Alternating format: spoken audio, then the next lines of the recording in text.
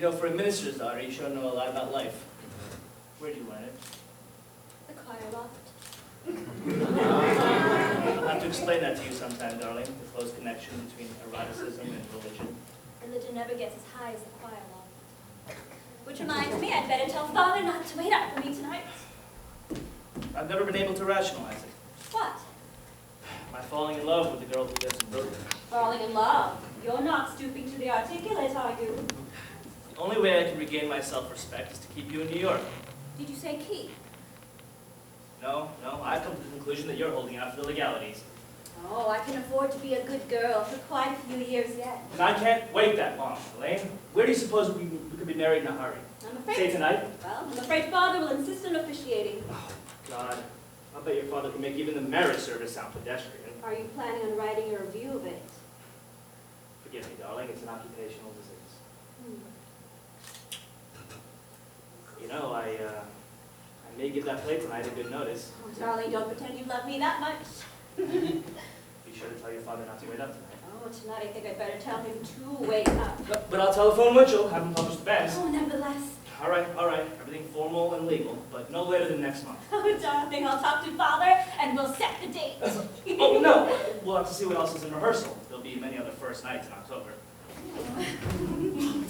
Hello, Mortimer! How are you, Mr. President? What news have you brought me? Just this, Mr. President. The country is squarely behind you. Yes, I know. Isn't it wonderful? Ha ha ha! Well, goodbye! Bye. Goodbye! Where are you off to, Teddy?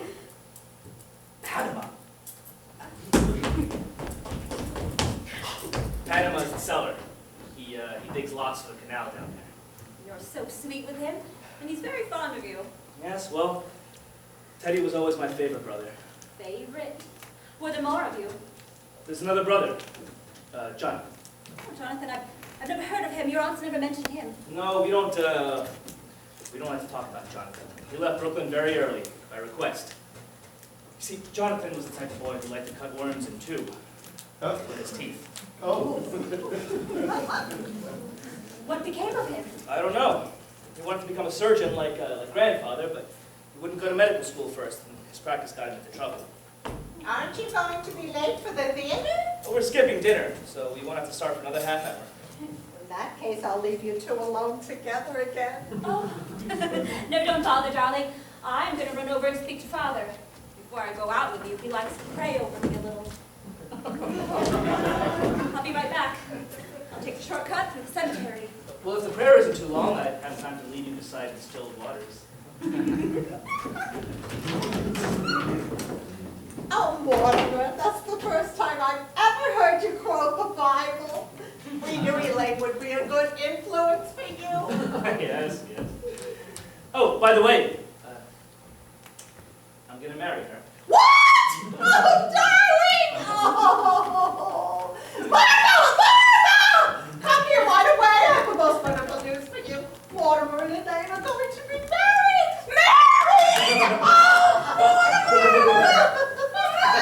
we hoped it would happen just this way. Well, Elaine must be the happiest girl in the world. Happy? Well, just look at her leaping over those gravestones. Say, what's that? What's what, dear? You see that statue over there? That's a Horan Carnina. Oh, dear, that's Emma B. Stout ascending to heaven. On Mrs. Stout's left ear, that bird. It's a red-crested swallow. I've only ever seen one of those before in my life. I don't know how you could be thinking about a bird at a time like this, what with Elaine and the engagement and everything. It's a vanishing species. Thoreau was very fond of them. Actually, by the way, I left a large envelope around here last week. It was one of the chapters from my book on Thoreau. Have you seen it? Well, if you left it here, it must be here somewhere. Well, when are you going to be married? What are you planning? There must be something more you can tell us about Elaine. Elaine? Oh, yes, Elaine thought it was brilliant. What was, dear? My chapter on Thoreau? Well, when Elaine comes back, I think we should have a little celebration. We must drink to your happiness. Oh, Martha, isn't there some of that Lady Baltimore cake left? Yes. And I'll open a bottle of wine. Oh, I can you think it happened in this room? Now, where could I put that? What with your fiancé sitting beside you tonight, I do hope the play will be something you can enjoy for once. Maybe something romantic. What's the name of it? Murder Will Out. Oh dear. When the curtain goes up, the first thing you see will be a dead body.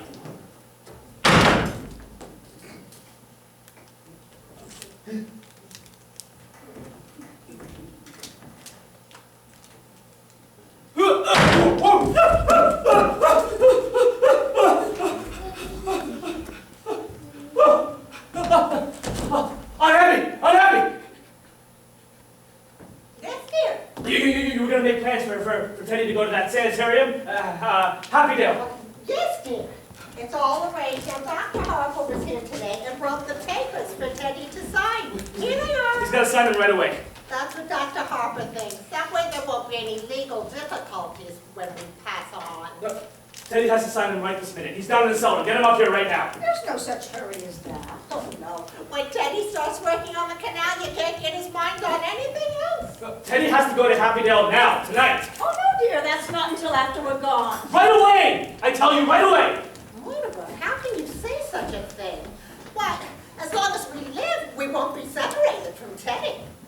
Look, darlings, I've got some, I'm frightfully sorry, but I've got some shocking news for you, okay? Now, we've all got to try to keep our heads about this, okay? Now, look, I know we've all sort of humored Teddy in the past because we thought he was harmless. Why, he is harmless. He was harmless, Aunt Martha. He was. That's why he has to go to Happy Dale. That's why he has to be confined. Mortimer, why have you suddenly turned against Teddy, your own brother? You've got to know sometime. It might as well be now. Teddy's killed a man. Nonsense, dear. There's a body in the window seat. Yes, we know, dear. No. Yes, but it has nothing to do with Teddy. Now, Mortimer, just forget all about it. Forget you ever saw the gentleman. Forget? Well, we never dreamed you'd peek. But who is he? Mr. Hoskins, Adam Hoskins. That's really all I know about him, except he was a Methodist. That's all you know about him? But where did he come from? What happened to him? He died. Aunt Martha, men don't just get into window seats and die. No, he died first. But how? Mortimer, don't be so inquisitive. The gentleman died because he drank some wine with poison in it. How did the poison get into the wine? Well, we put it in wine because it's less noticeable. When it's in tea, it has a distinct odor. You put it in the wine? Yes, and then I put Mr. Hoskins in the window seat because Dr. Harper was coming over. So you knew what you'd done. You didn't want Dr. Harper to see the body. Well, not a tea, dear. That wouldn't have been very nice. Now, Mortimer, just forget the whole thing. Now, I do think Martha and I have the right to our own little secrets. And don't you tell Elaine. Oh, Abby, while I was out, I dropped in on Mrs. Schultz. She's much better, but she would like us to take Junior to the movies again. Oh, we must do that tomorrow or next day. Yes, but this time we'll go where we want to go. Junior's not going to drag me into another one of those scary pictures. I shouldn't be allowed to make pictures just to frighten people.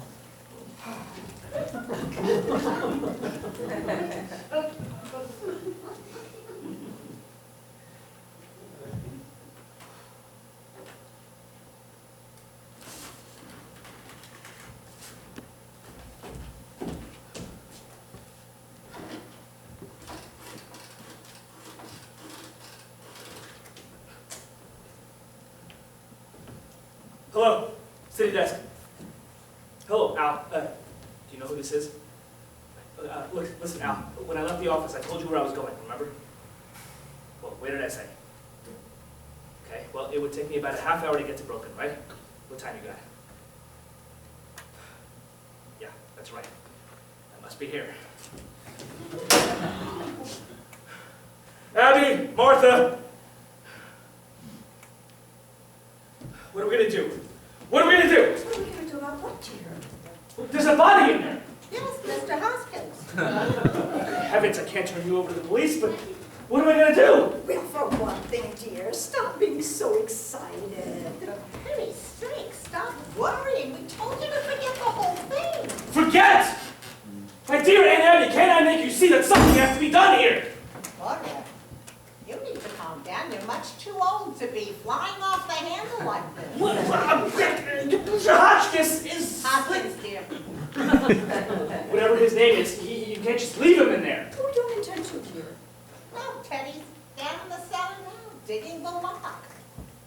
You're gonna bury Mr. Hotchkiss in the cellar? Oh, yes, dear, that's what we did with the others. No! I can't bury Mr. Hotchkiss down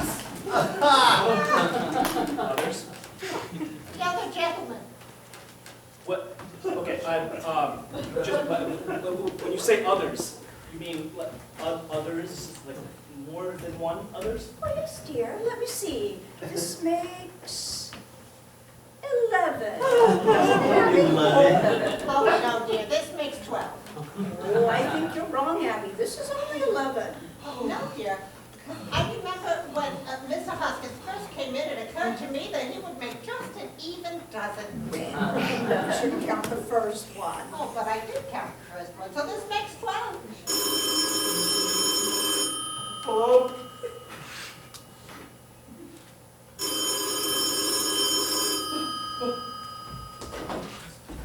Hello? Oh, Al, it's so good to hear your voice. Look, no, I'm sober as a lark, okay? I just called you because I was feeling a little Pirandello. Pirandello. Anyway, you they're wouldn't all know. down in the cellar there. Shh. Shh. No, Al, I called you because I was feeling Pirandello, okay? You wouldn't know, Al. Okay, I'm glad you called, okay? I need you to get a hold of George. He's got to cover the plate tonight, okay? I can't make it. No, you're wrong, Al. I'll tell you all about it tomorrow, okay? George has got to cover the plate tonight. No, this is my department. I'm running it. Get a hold of George. Okay, now, where were we? What, 12? Yes, Abby thinks we should count the first one, and that makes 12. What? Okay, all right. Okay, now, who was the first one? Mr. Midgley, he was a Baptist. Of course, I still don't think we can claim full credit for him because he just died. Martha means without any help from us. See, Mr. Midgley came here looking for a room. And It was right after you moved to New York.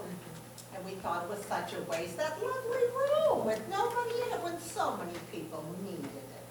He was such a lonely old man. Oh, his Kit and Kim were dead, and it left him so unhappy and forlorn. We felt so sorry for him. And then when his heart attack came in, he dropped dead in that chair. It was so peaceful. Remember, Martha? Well, right then and there, we decided if we could help other lonely older gentlemen to that same peace, we would. You dropped dead in that chair. How awful for you. Oh, no, dear. Why, it was rather like old times. Your grandfather used to always have a cadaver or two around the house. You see, Teddy had been digging in Panama, and he thought Mr. Midgley was a yellow fever victim. That meant he had to be buried immediately. So we all took him down to Panama and put him in the lock. Now, that's why we told you not to worry about it, because we know exactly what's to be done. So that's how this all started. That man randomly walking in here and dropping dead? Yes, we knew we couldn't depend on that happening again. Do you remember those jars of poison that have been up on the shelves in Grandfather's laboratory all these years? And you know your Aunt Martha's knack for mixing things. You've eaten enough of her pickle. Well, for 1 gallon of elderberry wine, I take 1 teaspoon of arsenic, then add a half a teaspoon of strychnine, and then just a pinch of cyanide. You should have quite a kick. Yes, as a matter of fact, one of our gentlemen found time to say, how delicious. Let's get things started in the kitchen. I wish you could stay for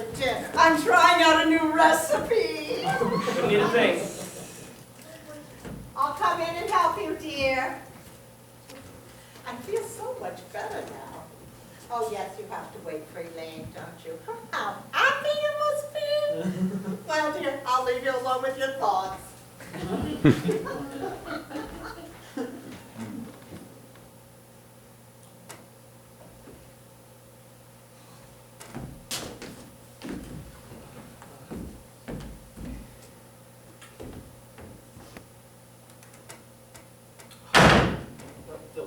Nope. Nope. Nope. Nope. Yep.